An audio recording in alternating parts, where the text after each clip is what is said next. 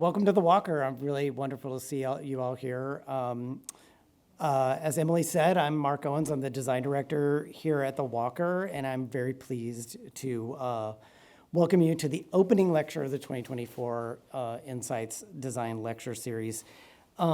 Here at the beginning of every talk, this is the moment when we pause to acknowledge that the Walker Arts Center is located on the contemporary, traditional, and ancestral homelands of the Dakota people.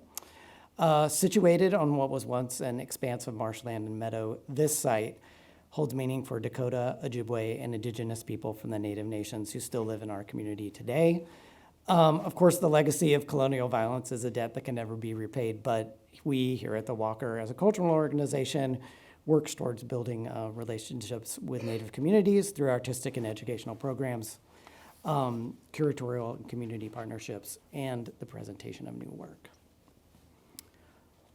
For those of you in the audience who are new to this program, the Insights Design Lecture Series, as Emily mentioned, has been running since 1986.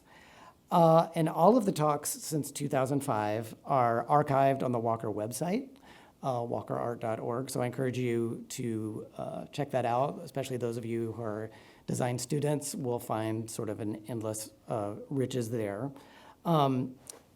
As was mentioned, Insights is a long-running partnership with AIGA Minnesota, and I want to thank them for their continued collaboration, as well as Shapco, who generously donated the printing of our posters, and they should be circulating around, and I encourage you to pick one up. This year's, the images for this year's Identity for Insights were sourced from the Minneapolis Public Library picture collection. You saw those scrolling by at the Downtown Central branch, and it was very fun for our studio to source images from a material archive and in this spirit of collaboration, which is this year's theme. So in that spirit, Insight is very much a collaborative endeavor. So I want to thank my design team, who are a huge part of organizing this and brainstorming it and creating all of the materials around it.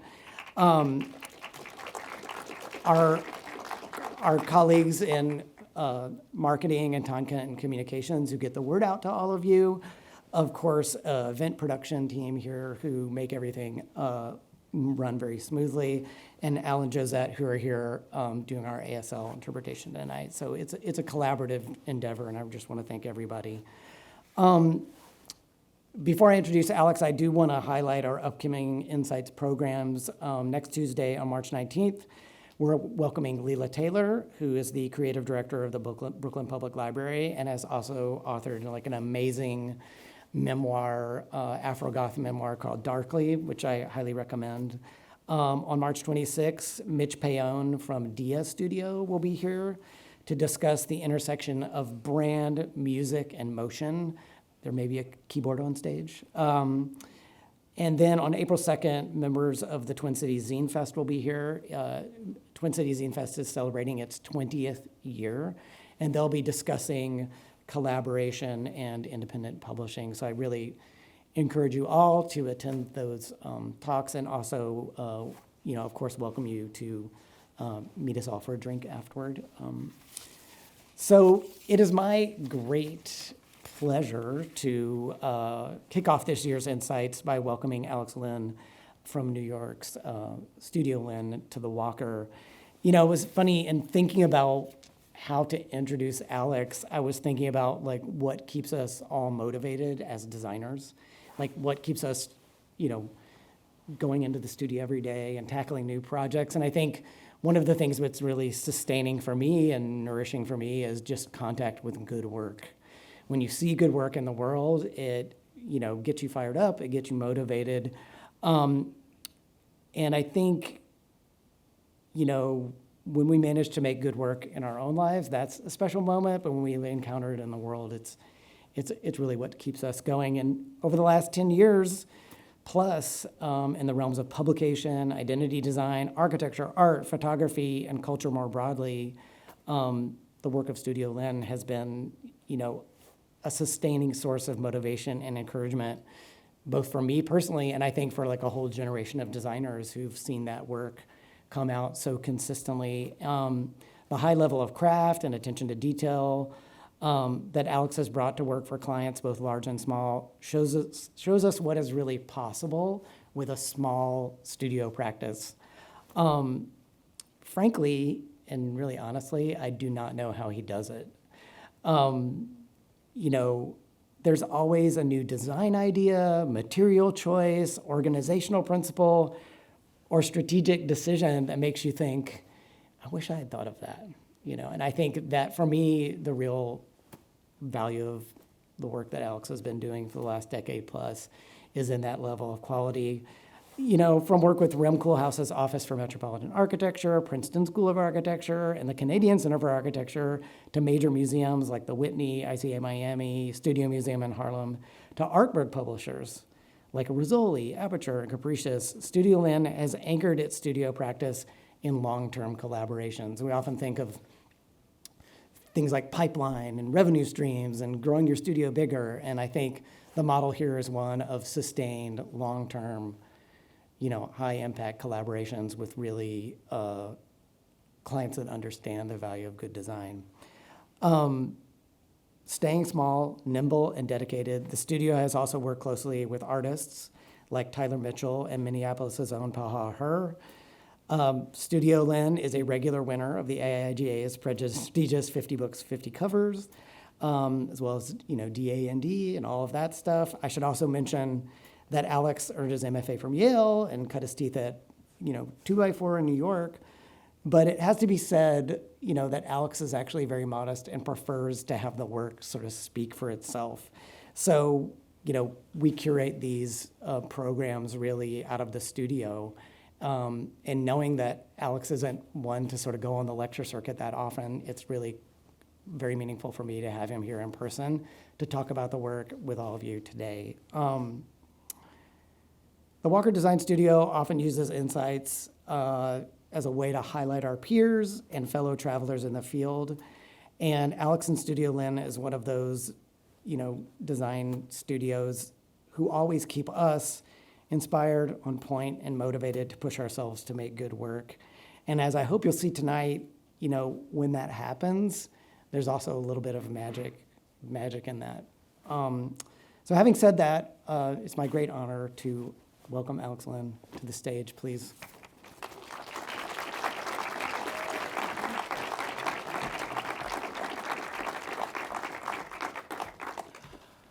Wow, thanks, Mark. Thank you, AIGA. Thank you, Walker Art Center. Thank you all for coming out. In 1996, I started art school in Philadelphia and found graphic design through skateboarding. My decision to go to art school was based on proximity to a kind of skateboarding mecca in Philadelphia called Love Park.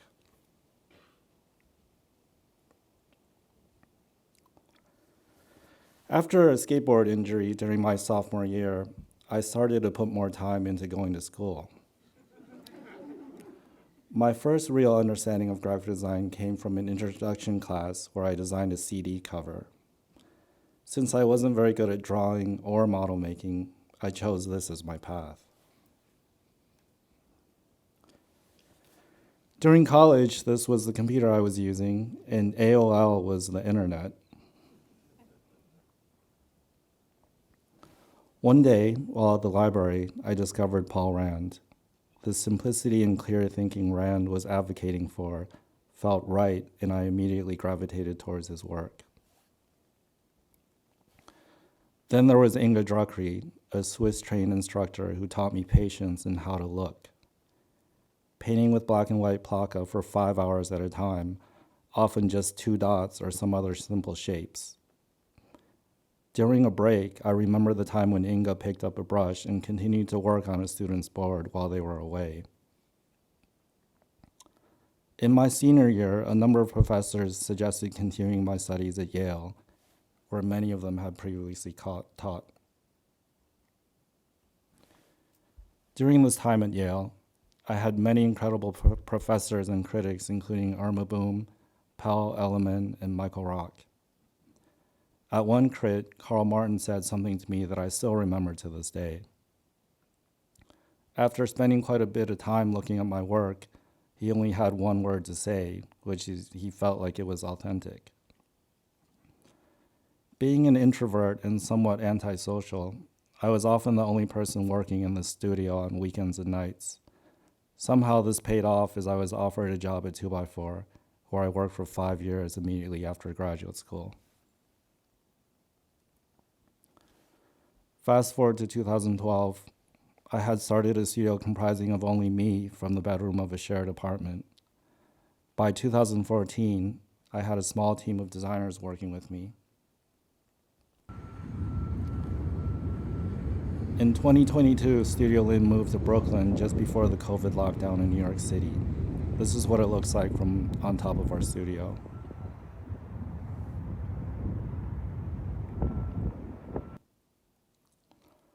And this is what it looks like inside.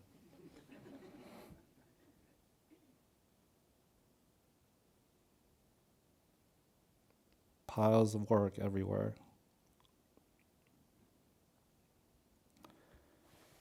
In 2014, about 2 years after starting the studio, we began working on a project that would evolve the studio and continue to influence us today. Chamber was an exhibition space devoted to limited editions and one-of-a-kind works of art and design, founded by a young proprietor named Juan Garcia Mesquita. Starting with a naming project, we developed identity signage and 3 catalogs. The identity consisted of a color palette based around a set of pastel complementary colors. A book was released to accompany Chamber's first collection of exhibited objects, curated by Dutch design duo Studio Job.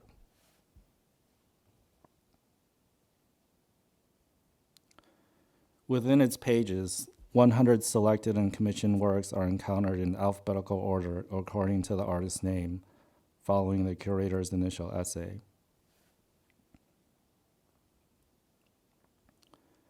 Each artifact's information was collected from first-hand visits to studios and factories, as well as historical archival research.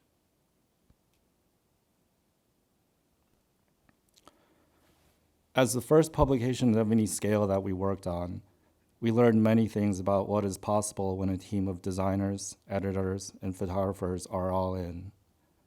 Copy for this book was written to fit specific word counts.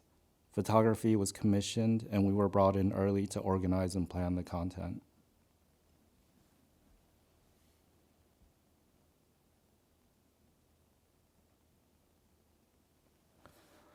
Collection 2 had another 100 objects and came in 2 volumes and was much more modest.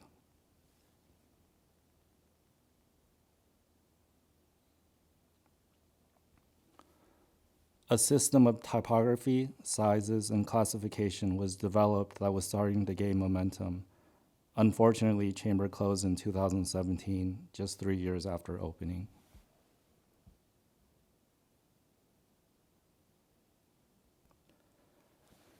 Even the original website is gone. Without a physical artifact, things don't quite exist.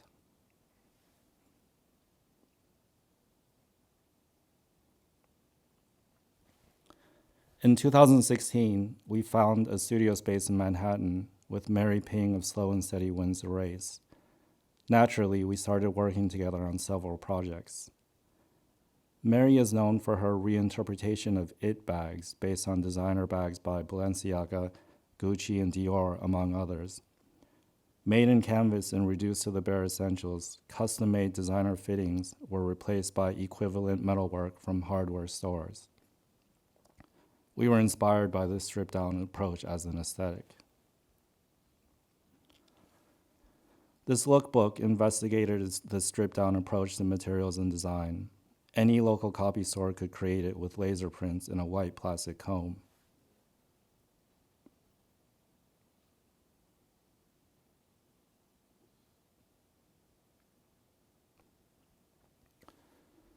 To our surprise, Mary told us that customers at our shows seemed to like this thing very much, as it stood out in relation to other printed ephemera, which focused on being more luxurious.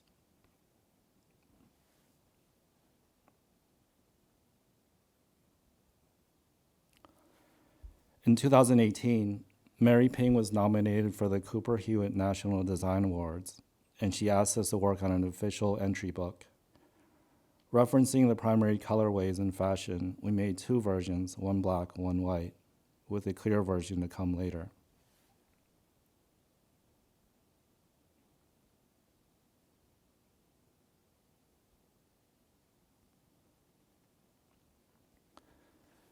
During the time we worked on the chamber project, we met MOS architects who designed the chamber store. During our initial meetings, they often spoke about the boring or the banal, things like that. We knew that they would be open to something very ordinary seeming. That's where the spirit of it came from, and coming up with something relatively easy so that we could design things fast and make more things. We showed MOS a few different typefaces. Ultimately, we picked Accidents Grotesque because Michael, the founder of MOS, liked the name of it. So that was fine.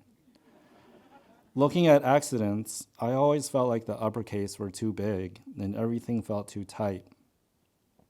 We reduced all the uppercase letters by 5% and tracked it 30 points. This is how we created an MOS version of Accidents.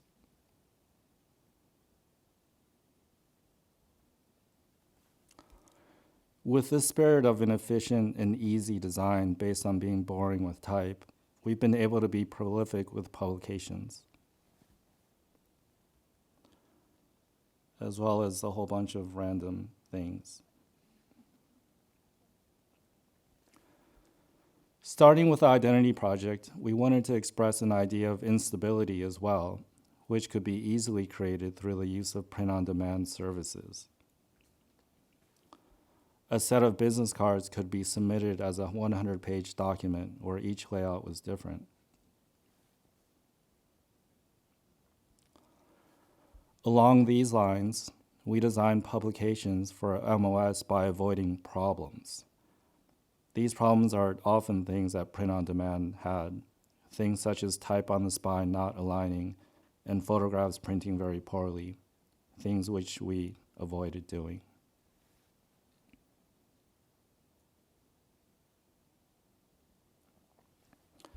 For our 2016 Architecture Biennale, MOS had an enormous collection of architectural figures for many time periods.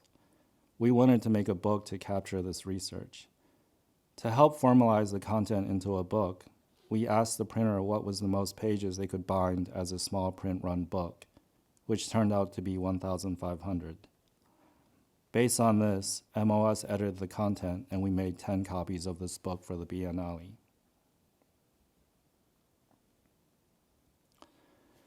Later, we upgraded the design for publishing by MIT Press.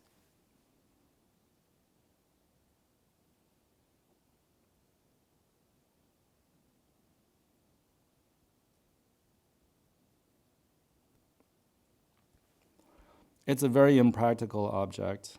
Initially, we only printed 10 of these for the Biennale, but MIT eventually published it. I couldn't believe it until it arrived from the printer. Now there are at least 1,000 copies in the world.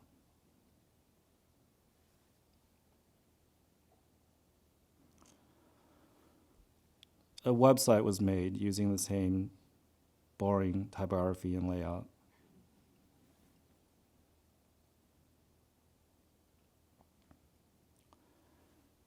In 2018, MOS curated a show of 44 scale houses at Princeton.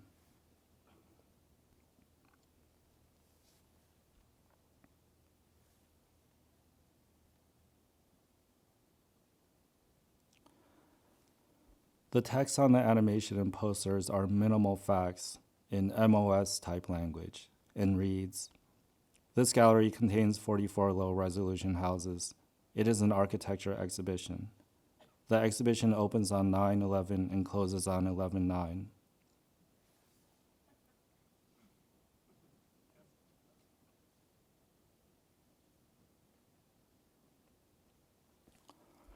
Our primary contribution to the exhibition was a 200-foot black curtain in 4 parts.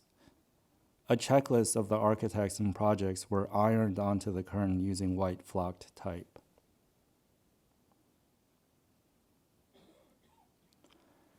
Graphically, it's quite ordinary. For us, it's more about the sheer amount of effort and commitment it took to make that, rather than anything graphic.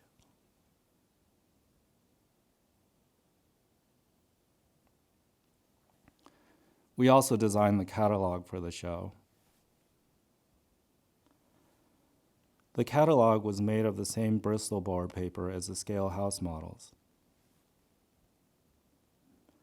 and featured many elements of construction.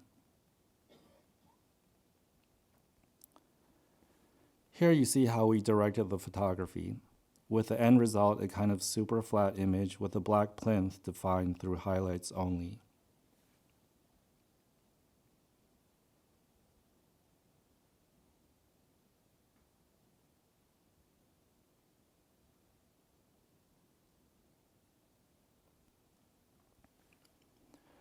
We learned quite a bit about printing here, notably that black is one of the trickiest colors to print. To achieve the density necessary, we had to print the black portion double hit, which means printing each image twice.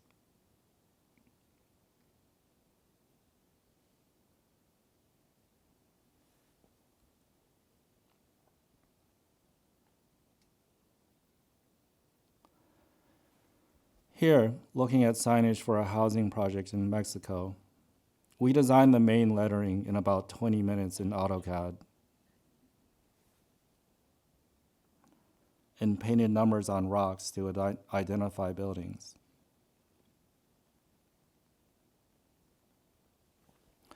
This publication captured research around vacant spaces in Manhattan. Typically complex information was reduced to the simplest forms. Photo documentation of the vacant spaces as well as quick studies about how those spaces could be used.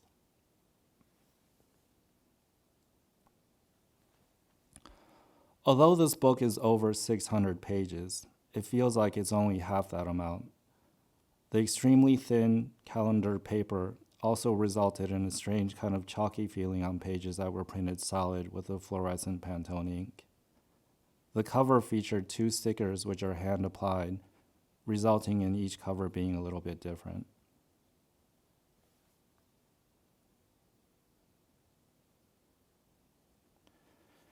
Generally, working with MOS consists of texting back and forth. Things are very informal.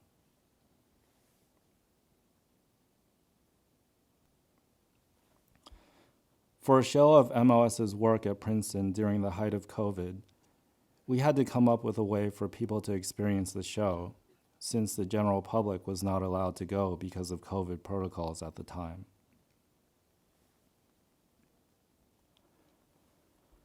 Texting seemed like a great way for people to interact with the show. We devised a system where you could text the title of the show, which was actually just the phone number, and get responses and views from different points in the gallery.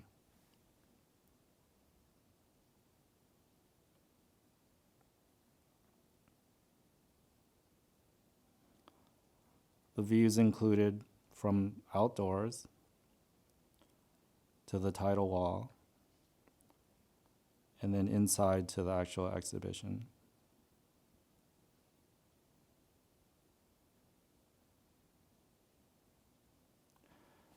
A checklist of the show with numbered objects is also available. By texting each number, you'd get a set of images and information about that particular object.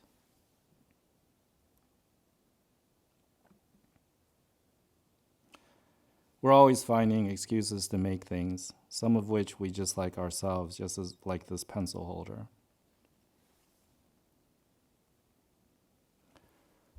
We recently started to work on a publication system that would allow MOS to record all their work over several volumes. These books are a kind of advanced prototype using a print-on-demand book service. To archive the output of an architecture studio whose work ranges from writing to mugs to houses to master plans, we thought a purely chronological order would take the need out of categorizing or placing any hierarchy to the work. The extremely rational grid with 3 different size images was just enough to contain all the different types of content, ranging from hand sketches to final images.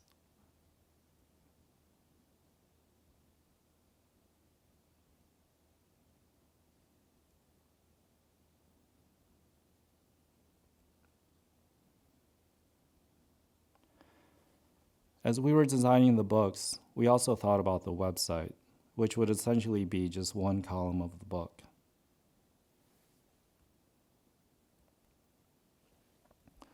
Although these books look and feel finished, they are in fact just prototypes that we are constantly looking at and refining. Being able to hold a hardcover book printed relatively well allows us to better understand and ponder what the final outcome should be when a publisher gets on board.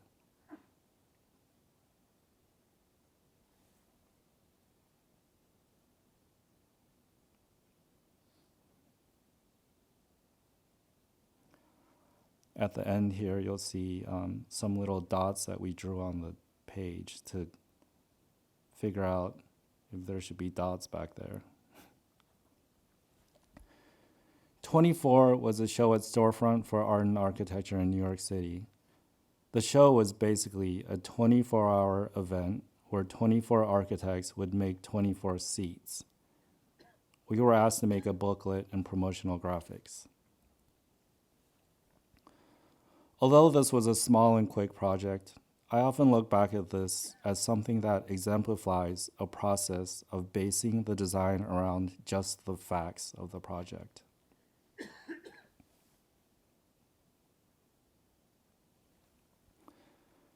The catalog featured a die-cut cover and is pretty close reuse of the animation we created first.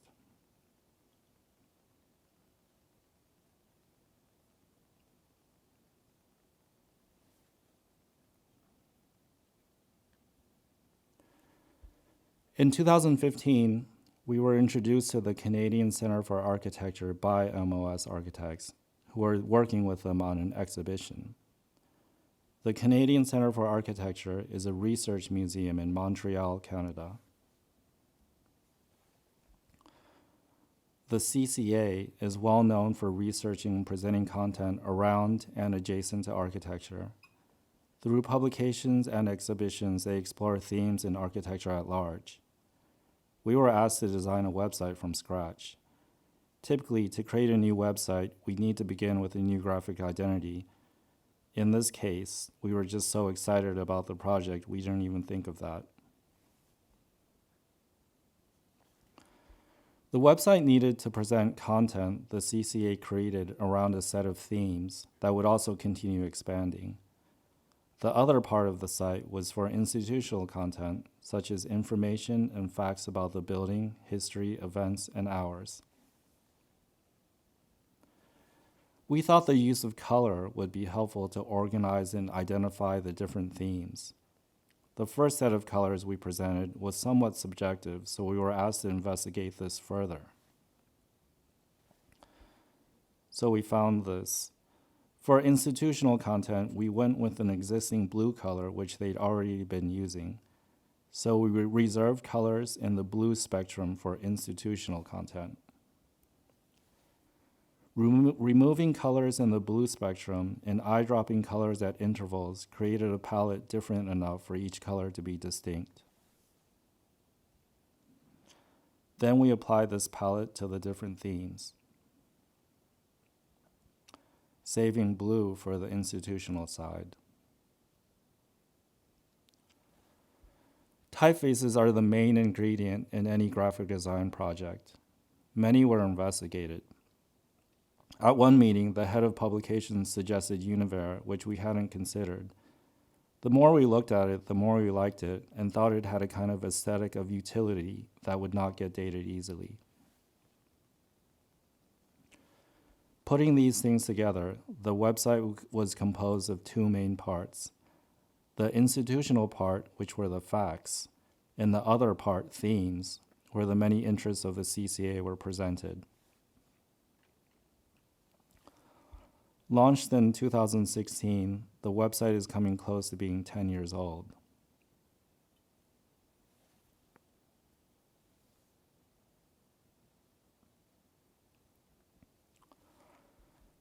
Since 2016, we've been working with CCA on many different projects, ranging from printed materials to digital identities and animations, all based on the strict use of universe in one weight. With that limitation, we explored the use of many colors in the projects.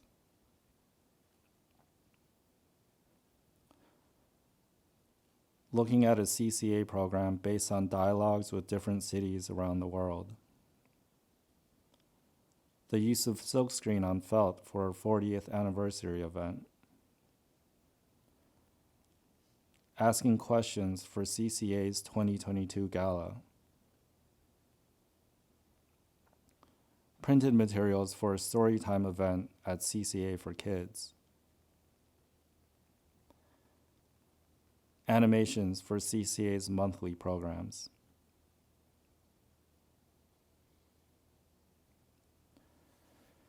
In 2016, a book collector asked us to design a book that cataloged his collection of surveillance-related photo books. We thought it would be an edition, each book containing 100 books. The book later took the form of a website and exhibition. For the first edition, we indexed the books by year, title, photographer, description, size, and ISBN code.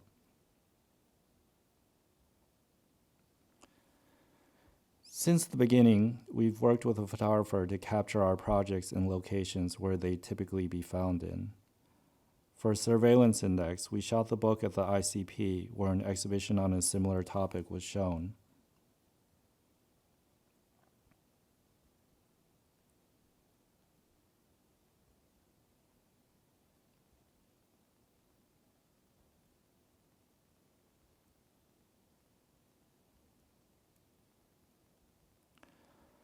Here's a poster that came with the publication where you can see each of the books in full color.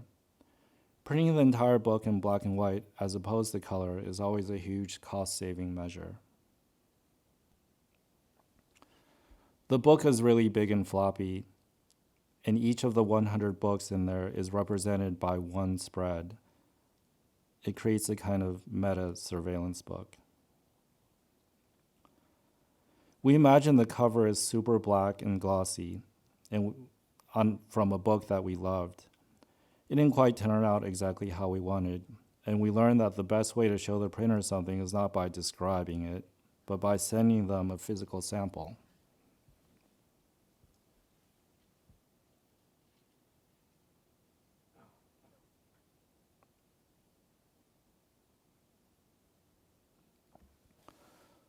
The website's design and logic came quite easily since we made it after designing the book.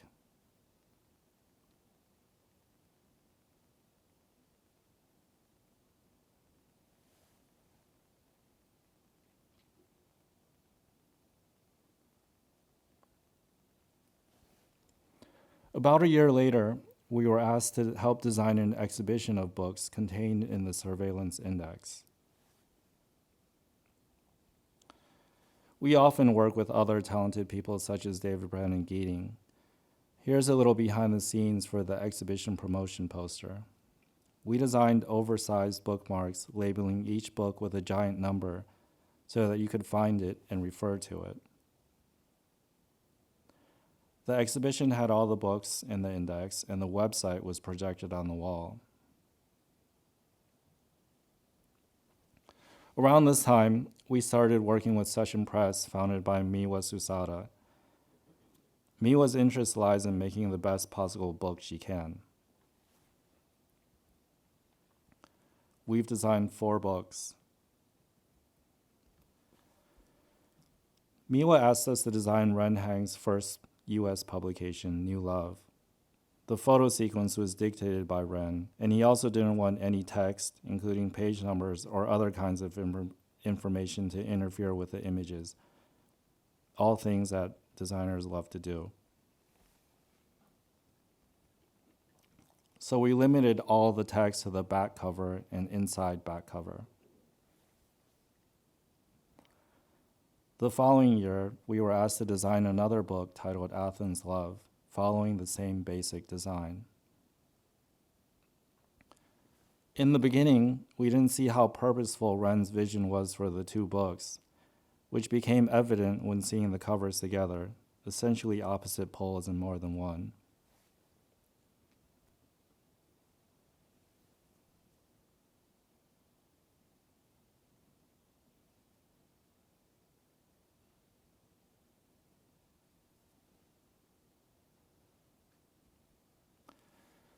In 2018, we designed a book for Mao Ishikawa, who had taken photos during the 1970s in Okinawa. We wanted the book to have a quality of timelessness, so if someone picked up the book, they wouldn't know if it was new or from decades ago. I was thinking about something Peter Saville said regarding how things age. He said that if you don't put type on the cover, it'll be more difficult to tell when it was made.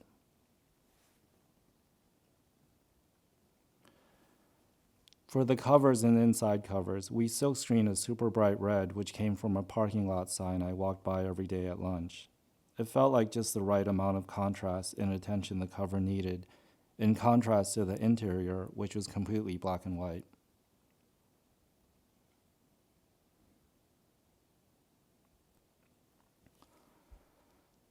The book is quite large and feels very light when you pick it up. We used the very bulky uncoated paper for the entire interior.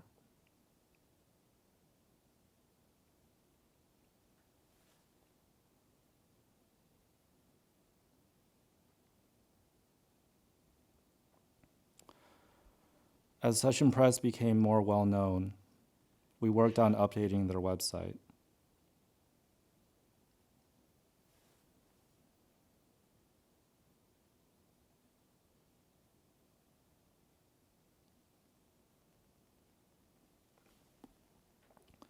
In 2017, OMA New York, a branch of the global architecture firm OMA, asked us to refresh their internal printed materials. When we began the project, a big challenge was access to the partners who had incredibly busy schedules.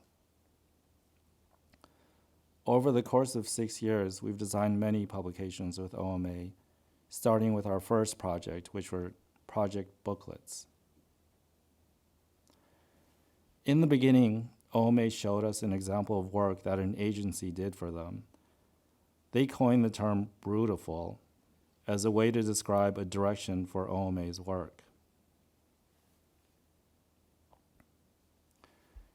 We combined that with rigorous to be the main two visual qualities we were trying to get at.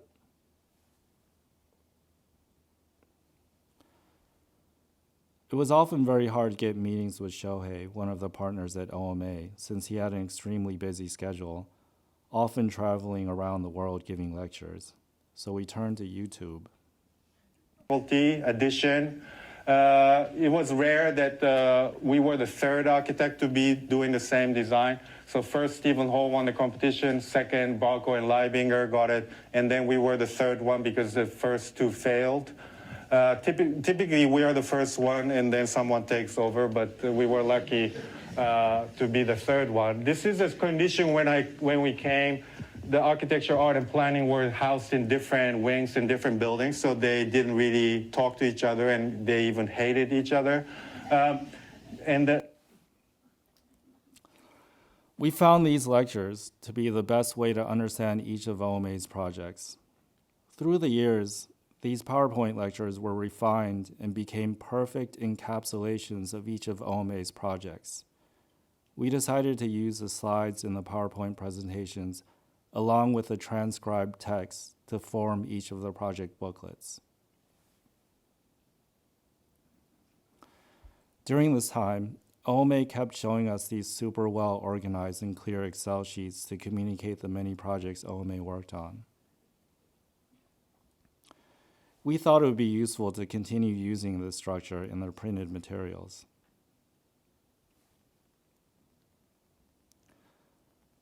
All the Excel information for each project was listed on each project book cover. We added a quickly recognizable visual system where an icon of each building was overprinted on top of the type. White icons stood for unbuilt projects, gray for under construction, and black for built. The content of each book came directly from these lectures Show had given, PowerPoint slides with transcribed text.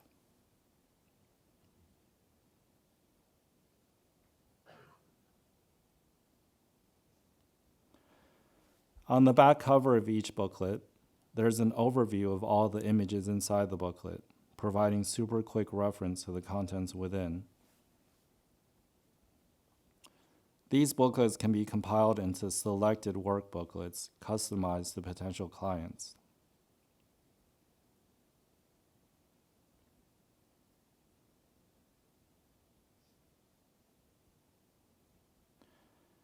We came up with a way for the bound booklets to also feel like individual ones by wire binding through each collated booklet.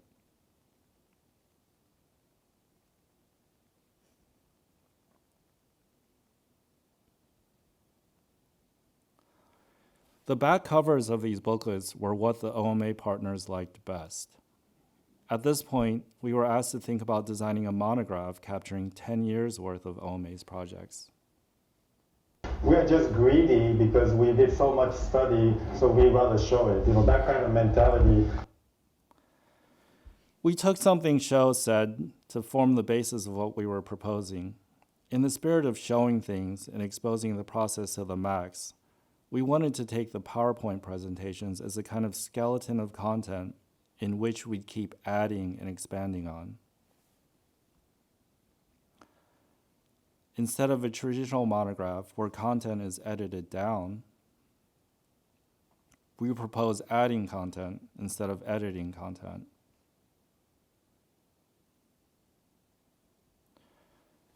The working process for a book of over 5,000 images sequenced in an order that communicated 10 years worth of projects proved to be a monumental task. We had to break the book up into many smaller InDesign files, which were then passed between Studio Lin and OMA for many rounds of edits and revisions. The team at OMA worked on the book as much or more than we did as an office. These are marked up printouts where the partners specified sequences and other notes.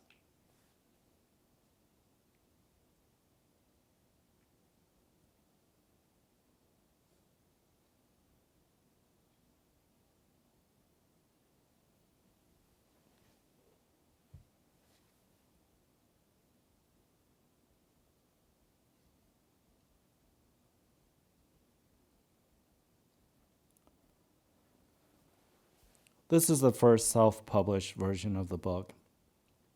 If you look at the bottom of each page, you'll see that instead of page numbers, each image in the book is numbered, creating a kind of system where every individual image could be referenced and identified. We also experimented with replacing the magenta ink channel with a fluorescent equivalent.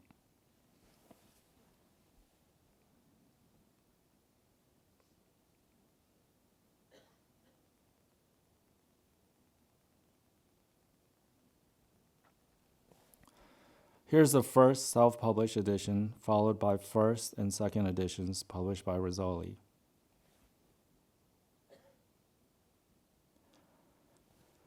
Capricious is an arts foundation based in New York focused primarily on book publishing, with an emphasis on supporting intersectional queer perspectives. Since 2016, we've designed 6 books with them. We're currently working on 2 more. As part of our design process, we often compare them to previous Capricious books as a way to see both what works as an individual book as well as part of a body of work.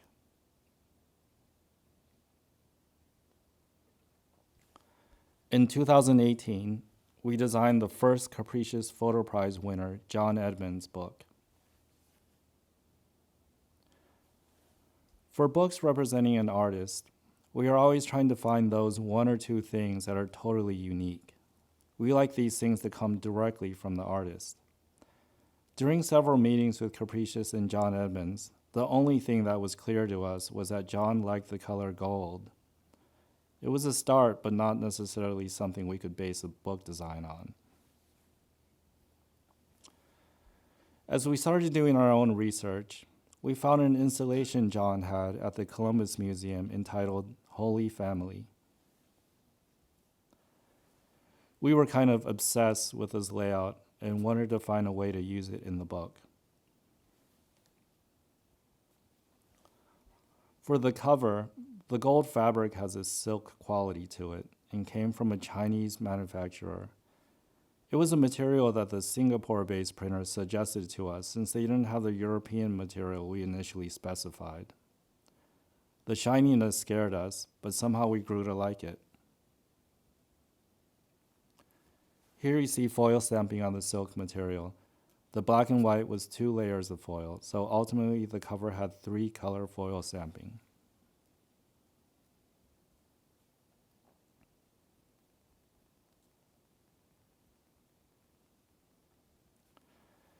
We used the book's index to explore layout ideas from John's exhibition, Holy Family.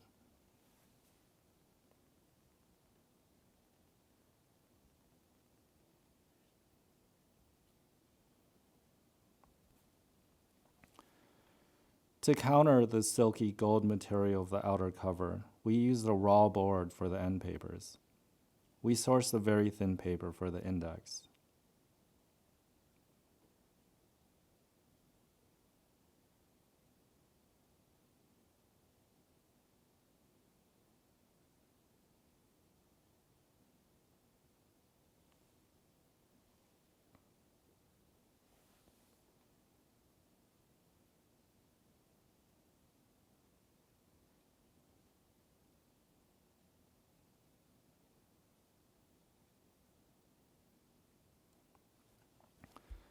A few months later, we made a website for John. We showed his work as physical things in space rather than images. The index at the end only allowed access to thumbnail-size images.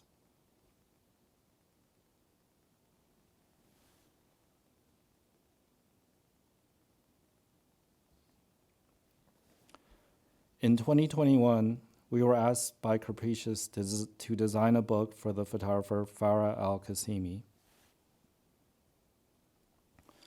We learned about Farah's interest in stickers and this kind of nostalgic ephemera.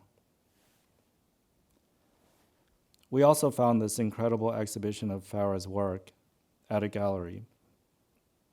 The chrome frame surrounding her work felt like a perfect match in terms of materials. In the beginning, we were struggling to find a way to incorporate stickers in the book that didn't feel extraneous. A few weeks before the book was due, we were looking at one of Farah's images closely and thought it could actually be the perfect thing to make stickers out of. Each element in the photo could be kiss cut, and the big sticker could be the book's jacket.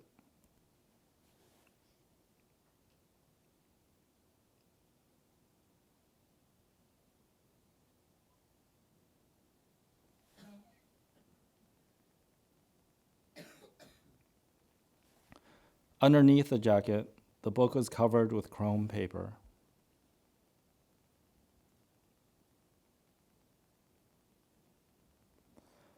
For the interior layouts, all images came in from the right side, full bleed. And a set of research images taken by Farah on her smartphone were printed in cyan and came in from the left side of the spread.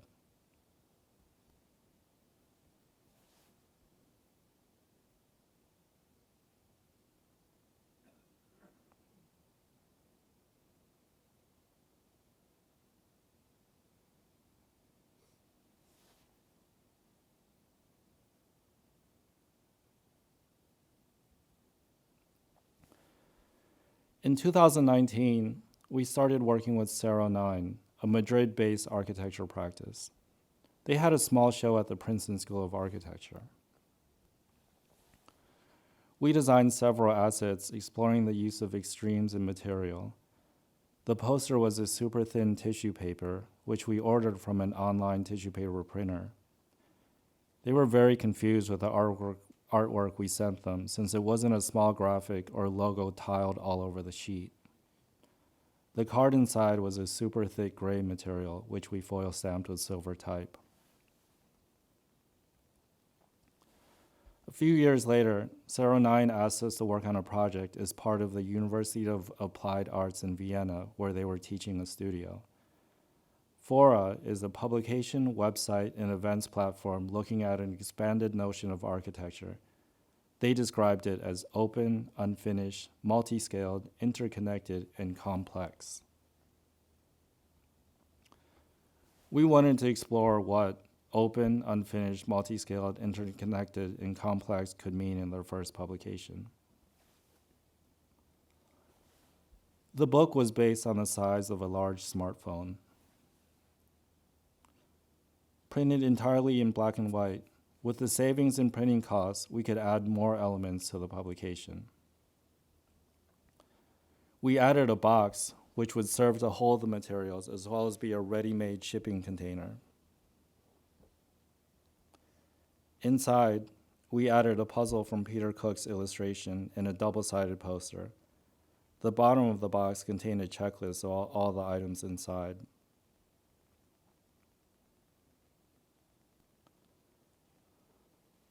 Overall, this was quite a challenging thing from a production standpoint.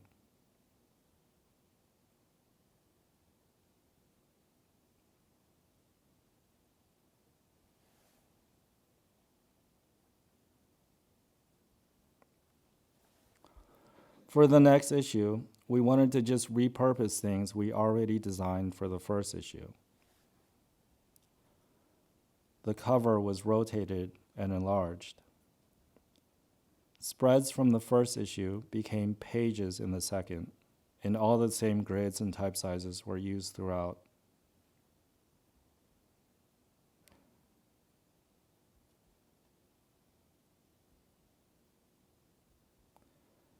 Within a very simple set of grids and type sizes, we tried to give each kind of contribution in the publication their own identity, most suited to the content.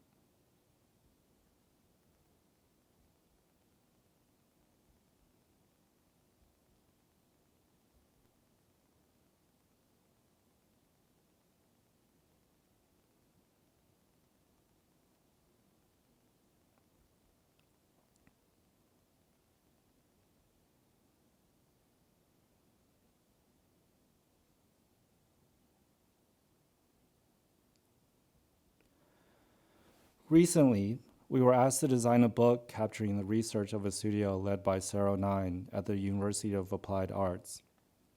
The studio was researching possible solutions for a plot of land in Vienna. By organizing the research in an alphabetical glossary, it became more accessible and approachable.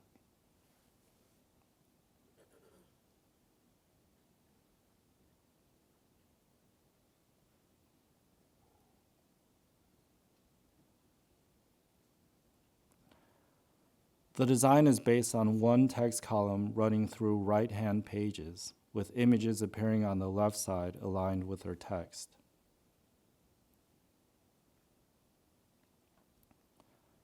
Things such as the colophon were also appearing in alphabetical order.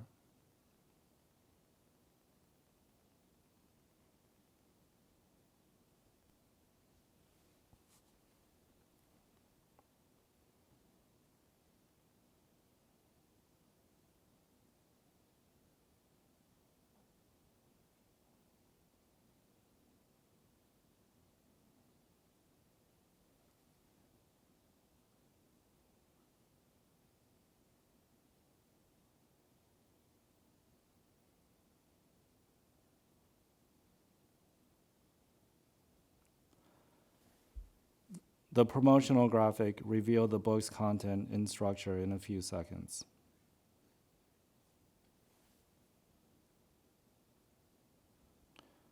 We're currently working on the next in this book series. In 2020, we started designing a book for Tyler Mitchell, a Brooklyn-based photographer. He was already well known for shooting Beyoncé on the cover of Vogue. During this time, he had an exhibition at the ICP in New York. Using a clothesline and fabric prints, he created a sense of joy and vibrance, which we wanted to capture in the book. There's often considerations such as budget and schedule, which make creating unique publications very, very challenging with large publishers. Within these limitations, we tried to do things that felt out of the ordinary, such as having an image-only cover with title on a ribbon. We used the modified case binding process without end papers to create a flexible and unusual hardcover.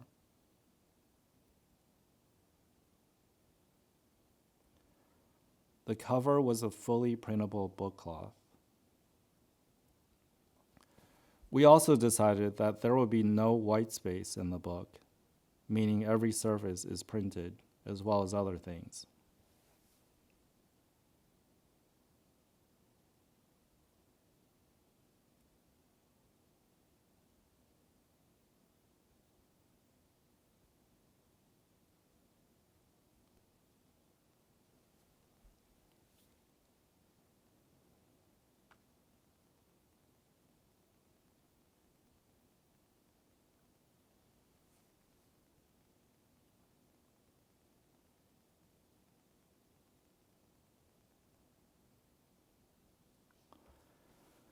For the special edition, we designed a box with a kind of flow of conscious words from Tyler.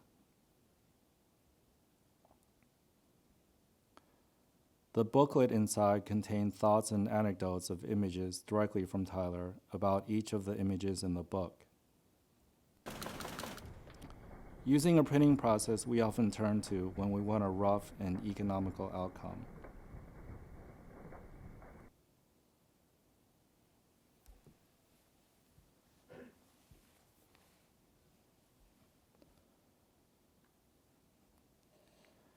In 2021, we designed a book which started off as an exhibition at Harvard GSD called Inscriptions, which is a broad survey of 112 architectural projects organized by formal qualities. We had to work with hundreds of images. We were introduced to a program, kind of like Figma, where you could zoom in and out of a huge board of images and content. This is where all the projects in the survey were organized and grouped into their proper categories. An index coming at the front of the book contained all the different projects in full color. These images were then categorized by formal qualities in black and white section called category. Then in the next section called cohort, the images got bigger. And the final section, focused on individual projects, had the images largest.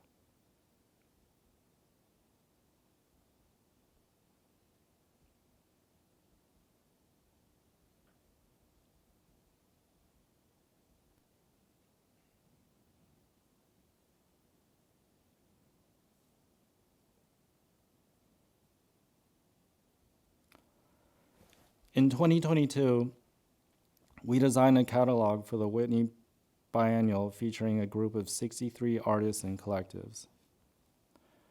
As the most democratic way to showcase each artist, we organized all the content, including curators' texts, alphabetically. A tab system along the foredge made this organization obvious.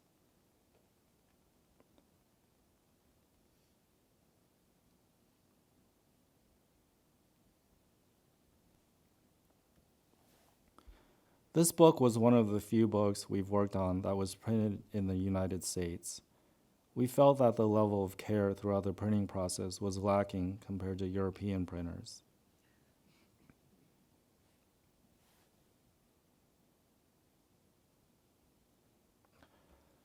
Since 2018, we've worked with Aperture Foundation, a nonprofit focusing on photography. The most recent book we worked on is for Pa Wah Her, a Hmong American artist whose practice engages primarily with legacies and potentials of landscape, portraiture, and documentary photographic traditions and aesthetics.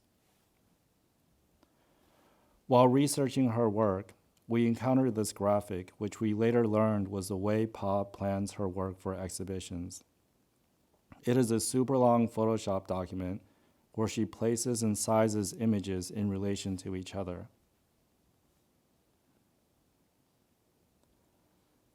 We designed the entire book this way, as a long, continuous strip.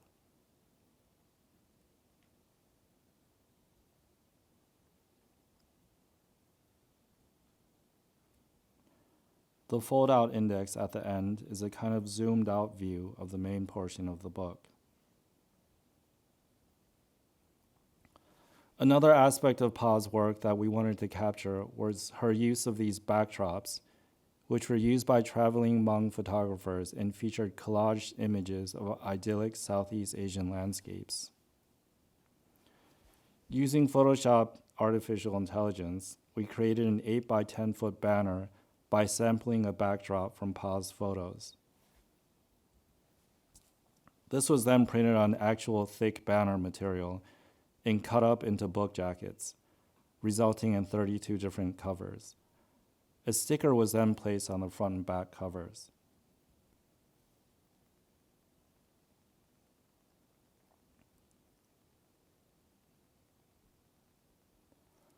For the text portion of the book, we reference the color palette of traditional Hmong clothing. Every text got a different fluorescent color.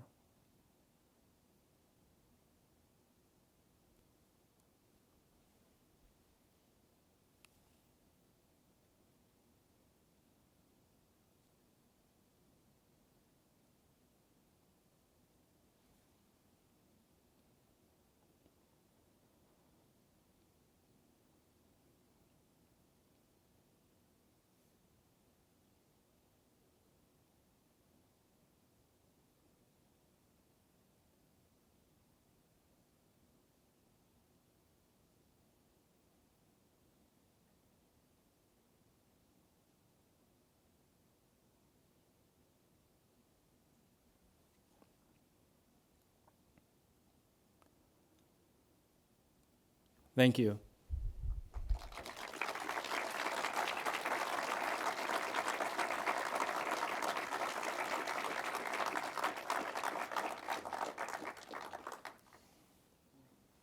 Thanks so much. Can everybody hear?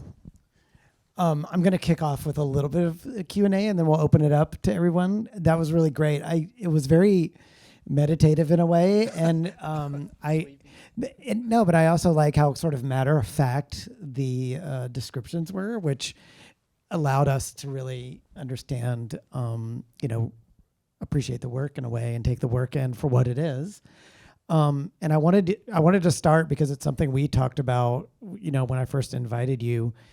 Talk a little bit about like your relationship to documentation and photography, because I think one of the things that's so striking about this presentation, and something, of course, in the internet age that we all struggle with as designers, we make physical objects that live in the real world, and I don't know if you've been outside in the real world, but it doesn't always look that great. And so, capturing work in a way that communicates its intention and the way, in its complexity and its utility. Maybe talk a little bit about just like your relationship to photography and documentation and how you capture the work of the studio. Sure. Good question. It's interesting. It's pretty much double the amount of work. Like first you have to design something that you really like, and then you have to figure out how to present it, So it's gotten to the point where as I'm designing things, I'm also thinking about what it's going to look like. Like how is it going to look like when it's photographed, which sounds ridiculous.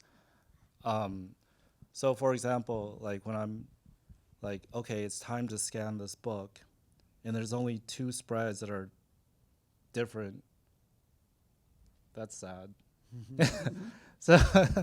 So as we're designing things, we're looking for areas that we can introduce difference, very clear things like, oh, this section can look like this, and this section can look like that. How can we make this other section look?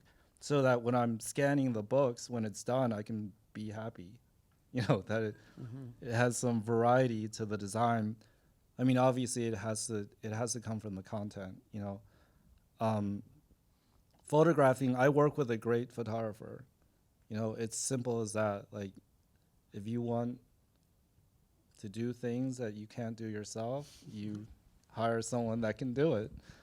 And, and he's always shot the images great, and I Photoshopped them later, and it's worked out. Well, it's funny because it just reminded me, they often say that Charles and Ray Eames, the famous, designers mainly famous for their furniture, that they never really thought, well, first of all, they always had cameras, and they never thought a work was designed until they'd seen it through the camera lens. Okay. So in a way, I think this relationship to images and documentation is not something necessarily foreign to design practice, and in architects too. I think often, or in certainly people that work in lens-based media are also always thinking about the frame. But I think just because I'm so interested in that relationship to photography, can you talk just a little more about like the decision to do things like take the object back to the studio of the architecture studio that you designed it for and have it sort of live in the spaces? I mean, there's so many smart decisions. It's you can get an amazing photograph on white or on a color, but like the decision to then contextualize in a particular way. That So for MOS architects in particular, their house is their office, and every time I go there, it's like a wonderland of like incredible, interesting things all over the place. I mean, they live in their designs, like literally. So I think at some point we were like, why don't we just shoot this stuff with this in this environment? It'll look amazing because they already have like the best props in the world. And the work is literally seen there as part of this environment. So why don't we show, all these publications in all these different colors sitting on their shelf because that's their natural environment. One thing was also really struck me in the slideshow, and is maybe something you can talk about. I think something that unites the work for me is, and maybe kind of goes back to another kind of founding design principle, is things that are normally thought of as constraints, like, reduced colors, not being only able to print in black and white, or constraints like typologies or lists or indexes, or like having things in alphabetical order, right, which is an ordering principle that can operate as a constraint.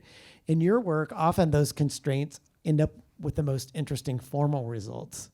Like one of the projects you showed near the end is all alphabetized, but the colophon comes at C, and then everything kind of runs in an interesting way. And then all of a sudden you have a page layout that you would never design in a normal way. So maybe talking a little bit about how you approach constraint and, mechanisms like either economic constraint, lists, typologies, and that kind of thing. Our design is based on constraints, whether we make them up ourselves, such as never using cool new typefaces, or, I don't know, trying not to do what we're seeing a lot of. So those are restraints that are always coming up, through all our work. And then ones that are given to us, we love restraints. Like if you're a client and you're like, I want to do a book, it has to be Helvetica. Like, I love you for that. Just don't pick like some crazy typeface, but like, I want it to be red and I want you to use Helvetica. Love it. Like, bring it on, it's like less decisions for me. Yeah. I can spend more time on like, within these constraints, what can I do something that I'd be interested in myself? And oftentimes I don't think about the audience at all. Like, what matters is, do I think it's interesting? I could kind of care less who looks at it in the end. It's sorry, I just added that. I mean, I do like that point, which is, if constraints are given to you, like it has to be this trim size, or we can only use this kind of paper, or you make, and of course as designers we're always making up rules for ourselves anyway. You have to get started somehow. I do like this idea that constraints sort of take things off the table, because there's nothing worse than having every possibility and Right. all the money in the world, right? Because then where do you even begin? I do want to hand it over, but I wanted us to talk just personally. I know we have, these lectures are often watched by students, and we often have design students, in the audience. And so, and you did begin a little bit with your own design pedagogy. I love that you started with UArts, which is probably like one of the few places in America you could have like a farm to table Swiss design education at that time, because they had such a rigorous like Swiss background there. But I wanted you to talk, we were talking about this earlier about almost getting kicked out of graduate school. Because I think that's also maybe a helpful or an interesting thing for design students to hear about. I think I remember it as being way more interesting than it probably was, but I thought that would be maybe a nice icebreaker anecdote before we turn it over to the audience. Yeah, sure. So I went straight to grad school from undergrad, not really even knowing what grad school was about, literally. My professors were like, "Oh, why don't you continue your studies? You're so interested in design." So when I got there, I was put in with peers that had years of experience in their respective fields, like motion design or web stuff, and so at these crits, like I'd be trying to do my like super bad video that I didn't even know how to use the program barely, with this guy that was like doing videos for like 10 years. Yeah. So it's this environment where like you really have to like catch up or somehow get through the crits. And so at one of these crits, I guess instructors like weren't really feeling the work, or somehow like in comparison to this other stuff, it was like really bad. So they sent me after one of the classes. I got this note saying I was like in danger of failing, and one thing during one of these classes, Mark was actually the TA. You were in the class, and I just remember clearly that you like stood up for me. Whatever you said, I don't remember what you said, Yeah, but literally like I will be like 90 years old and be like, Mark stood up for me. Like it's. And I don't really remember that with any clarity. I know you don't even remember. But I do remember, I mean, it was interesting because we would often have, it was very common. You would have professors who were coming in from New York or had already had busy studio practices, and they'd be kind of looking over your shoulder at the clock for the next train. I mean, they have studio practices they're running, And so, and of course we had all like upended our lives to go to grad school or whatever. And so I just remember being like, you guys are taking phone calls in class. Like maybe you should be like focusing. So I think I mean, this is also for the students because, I've taught for years as a sidebar to my own studio practice. And so, I always think it's the students that like push against the program.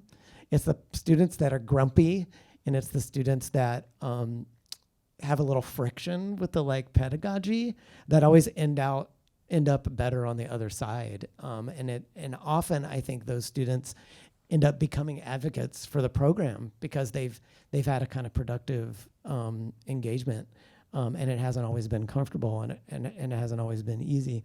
But in my mind, you had done something outrageous and they were like gonna kick you out for that. So in my mind, it was like way more interesting than like you just struggling with motion design. But I did want to share that anecdote because I do know the students like often watch these and are often in the audience and to sort of understand that it's not always a smooth path. So often these design lectures are sort of sanitized narratives of like success after success, and to just understand that, it's not always that way. So with that, I'm happy to turn it over to the audience and have them ask some questions. Do we have mics? I think we do have mics floating. Yeah.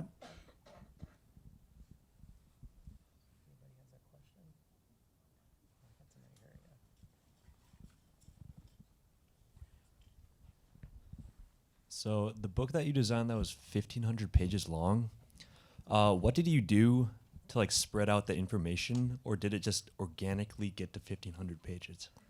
Oh yeah, there was probably enough content for like, who knows, 10,000 pages. So, there needed to be some kind of constraints around the material. There was way more material. So it's, it was a relief that it was only 1,500 pages, and they just edited it down according to that.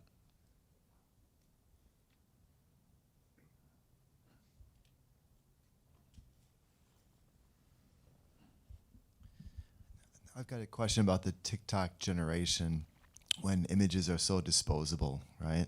How do you think they will relate to a surveillance book when you selected an image and it's permanent? I truly believe that unless it's physical, it doesn't exist. And it's funny that you bring up that surveillance book, because the guy that asked us to do that book is a photo book collector, and that's literally what he said. He's like, I want to make a physical thing because otherwise it doesn't exist. And so like TikTok, Instagram, I'm waiting for the day that Instagram disappears, which it will, and then what happens to all this stuff? Like, it's just, an image is nothing. Even a website is nothing, 5 years, 10 years from now, it's gone.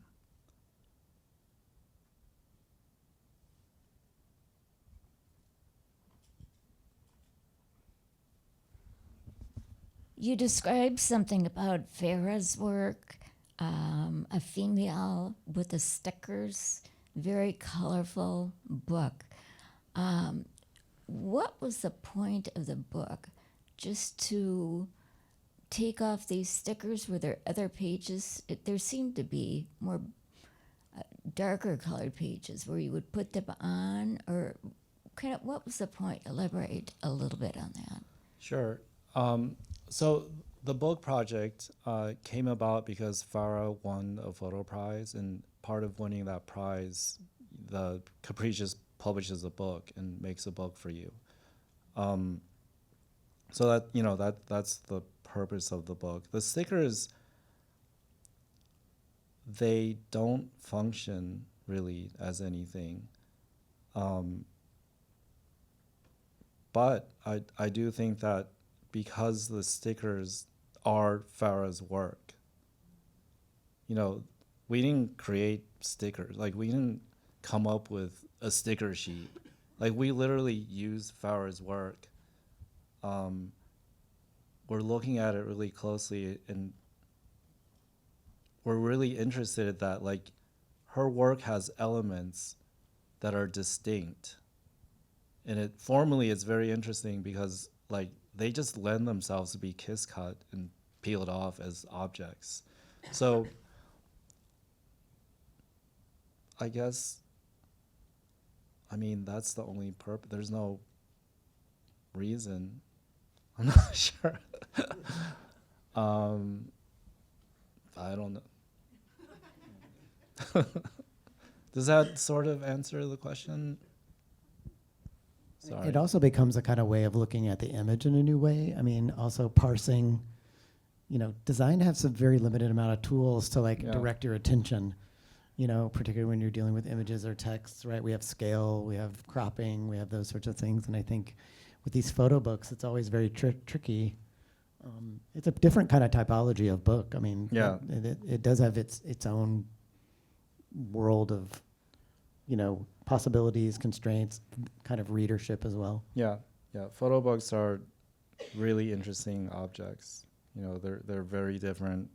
Like, if we do an architecture book or a photo book, the process is entirely different. The photo books come from this kind of more of an intuition, less from like organizing content. It's more about how do we figure out what is unique to only this photographer and make this book that can only exist for this photographer. Like, we could never imagine a sticker book for any other photographer, so we think that we've done something right because of that.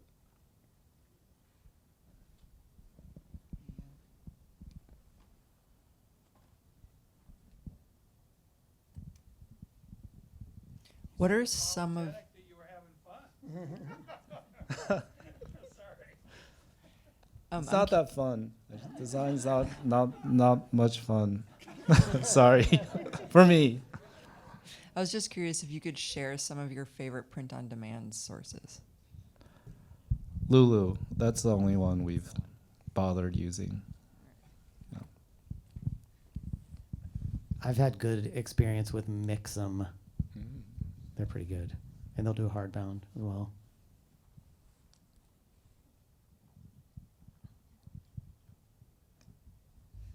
Thanks for your talk. It was really moving to me. I was just curious, you were talking about how, like, if it doesn't exist in the real world, do you have any, like, personal projects that you, like, want to, I guess, birth into the real world? None at all. Okay. It's funny. Some people like to do like self-initiated things. I have no urge to. There's already enough. You're already booked. Yeah. Nice. There's enough. I mean, my content wouldn't be. I'd rather work with some other content than my own, or come up with. Nice. Thank you. Not to discourage anyone.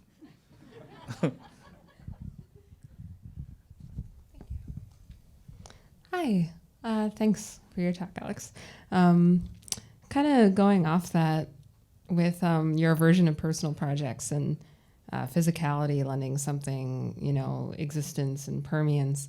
How does this sort of influence, like, by who you choose to collaborate with? Do you feel like you are sort of choosing to immortalize that person or their work?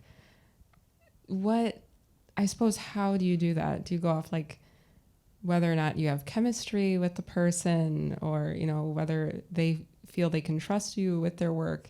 Because, I mean, it's a very, that's a pretty deep, to give something a physical form, it is, it's kind of like going into labor. Literally. Interesting question. I mean, we don't really have the luxury of choosing. I mean, I wouldn't say that, people are like knocking on our door and we have to like turn all these projects down. I think it's mainly that we've established relationships with publishers such as Capricious, Aperture, Session Press, where there's a true, like, I really feel like there's a common goal of like doing whatever we can to make the best thing that we can, given each project's, budget, schedule. Sometimes when you work with a large publisher, they have other goals, not necessarily the best thing that you can do, So these things are, Capricious has a photo award, every year, and they basically they always select someone, when I find out who it is, I'm like blown away. So I'm like eager to work on these publications because I trust their selection process, So it's really a privilege and an honor to work with this content.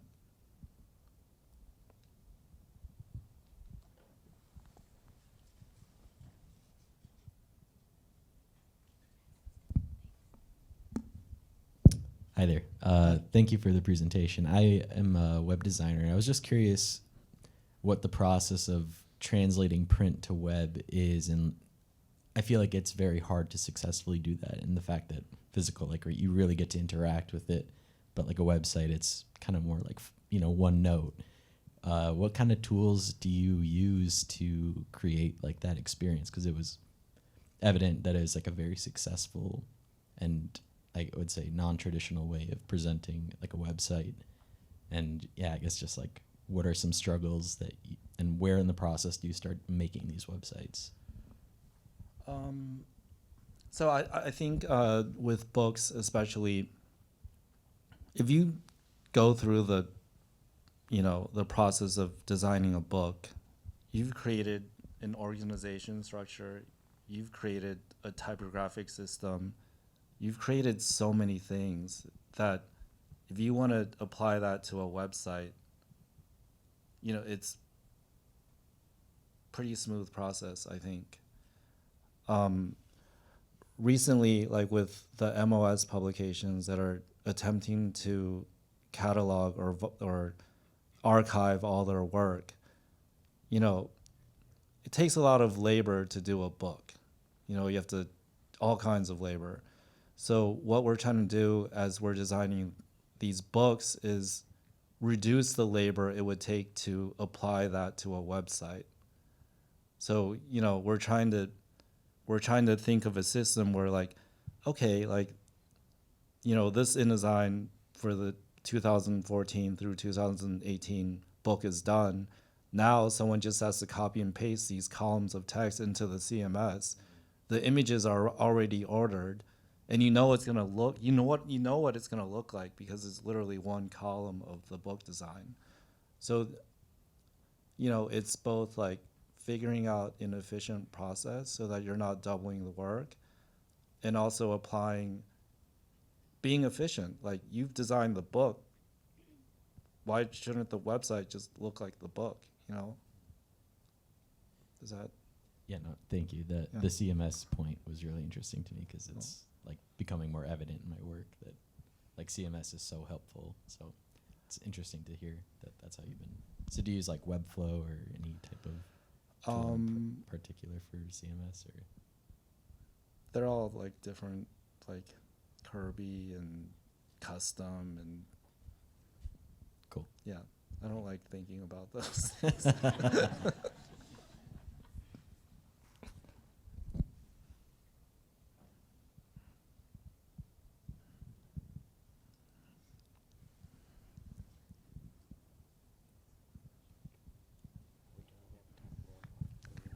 Hi, I was wondering about your point talking about how like nothing's real if it's not physical, and you know, bringing that into the conversation of the idea of archival work, because I know you're talking about the one architecture firm that you were working with and how you archived, you know, to present their archives, you did it chronologically. I guess I'm wondering, you know, do you think you've done a lot of photo books, you've done a lot of things got published as books. Do you think that is the most effective way to kind of present work physically and to make sure that it stays existing in that way? And then on top of that, with some of the books that you have that were, you know, each of the covers was unique, or, you know, the sticker book, how it kind of was up to the people who bought the book or had it physically. I mean, how does that layer into it when it's not just one book that is representative of the work, all of the big project and the work itself, but different iterations?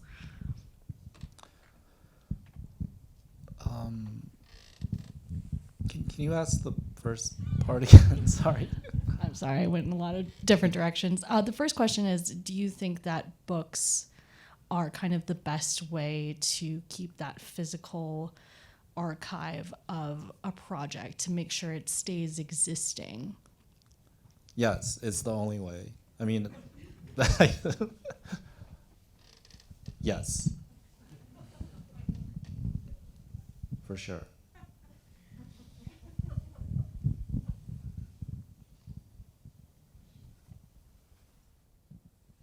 It's 8:30, and if we don't have any more questions, I will welcome you to join us in the lobby for a drink and more informal conversation. I'm eager to meet all of you, and I just want to thank you again for coming. Thanks so much. Thank you. Thanks to Alex.